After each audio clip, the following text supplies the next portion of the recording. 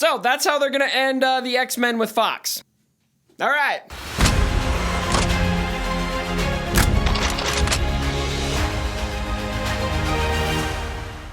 Now, first of all, I gotta say, I do need to thank everybody who told me this movie was absolute crap. It's the critics, 22% on Rotten Tomatoes. Holy crap, that's like, this movie's dog. So seriously, I went into the theater and I thought, I'm just going to this because I feel like I owe it. I've invested 20 years into the X-Men franchise now. 20 years, by the way. That's longer than the MCU. Less films, but still. And I think it was probably because my expectations were so low, I just found myself in the theater going, I don't hate this. I didn't love it, but it wasn't like this vicious hatred that so many people seem to have for it. It was a decent movie, in my opinion. It was decent. There's a lot of problems and some serious fatal flaws with this movie, but overall, I think this movie was okay. Definitely part of the problem going into this movie, I think, is a lot of people just had it set up for failure. A lot went wrong. It got delayed. It came after Endgame, which, would you really want to be the first superhero movie to follow Endgame, by the way? Spider-Man Far From Home looking at this like, thank you.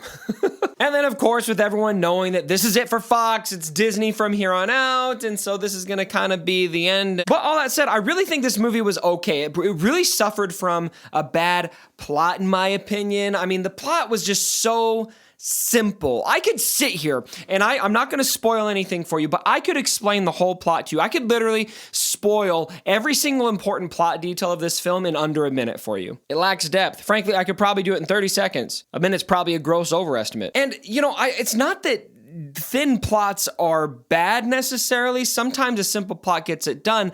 I think it's that this felt more like an origin story for Jean. It's the conclusion.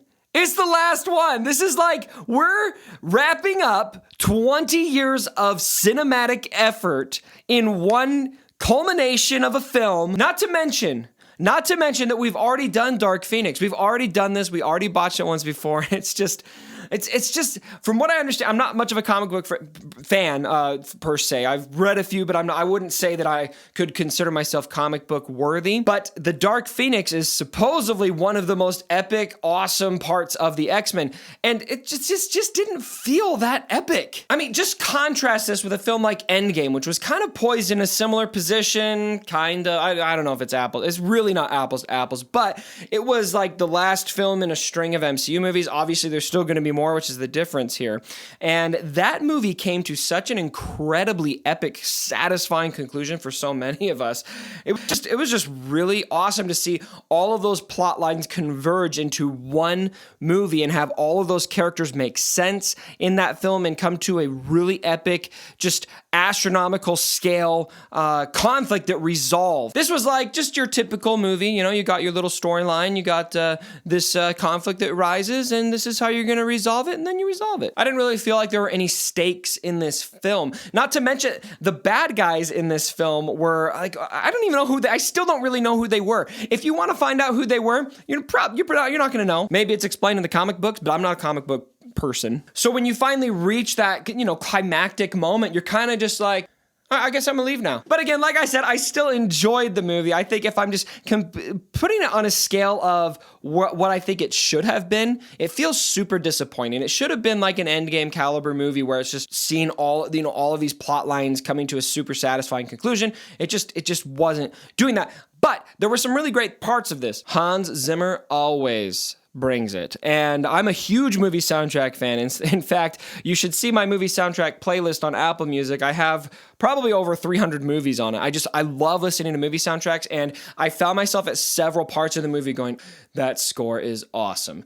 It really has this depth, this epicness to it that tried to make this movie what it should have been. The movie itself didn't get there, but the soundtrack definitely hits on all cylinders for me. It actually kind of reminded me, it had a similar feel, if anyone's seen Westworld, it had a similar feel to that soundtrack, which in my opinion is one of the greatest TV soundtracks. Sophie Turner is amazing in this. Now there's definitely some pretty cringy moments of dialogue. The writing probably could have improved in some parts, but James' journey in this film is really, really believable thanks to Sophie Turner. She's got this super complex emotional conflict that she's wrestling with the whole time, and you totally see there's so much unsaid. There's so much unsaid that Sophie Turner goes through in this movie, and you're right there with her the whole time. And it's not really an easy thing to do because she's built this character. Now she's got this character that's in this turmoil and there's this darkness trying to come out of her. It's just the conflict that she has internally is just so visually apparent,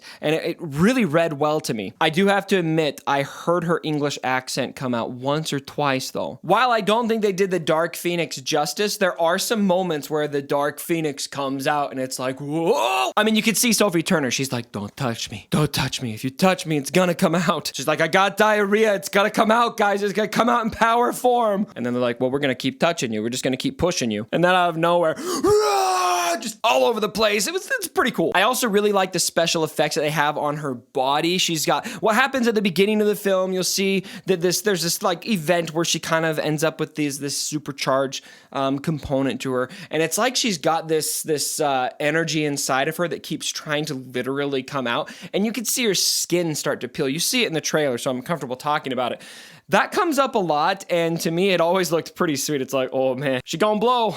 A lot of the other characters had some pretty cool power moments. Storm in particular, and Magneto. I'll talk about Magneto in a second, but Storm had a moment where she was just shooting lightning bolts everywhere, and I just couldn't help but think, unlimited power! Speaking of Storm, there's also a really impressive slow motion shot with one of Storm's lightning bolts. You guys will know what I'm talking about when you see it, where I just thought, man, this is really impressive. Frankly, shots like that really impressed me because Simon Kinberg is in his first directing role ever. I mean, this guy went straight to directing like a $200 million budget film. And to me, you definitely see it. There's definitely was, coming back to some of the negatives of this film, there's definitely some moments where you go, this is rookie directing.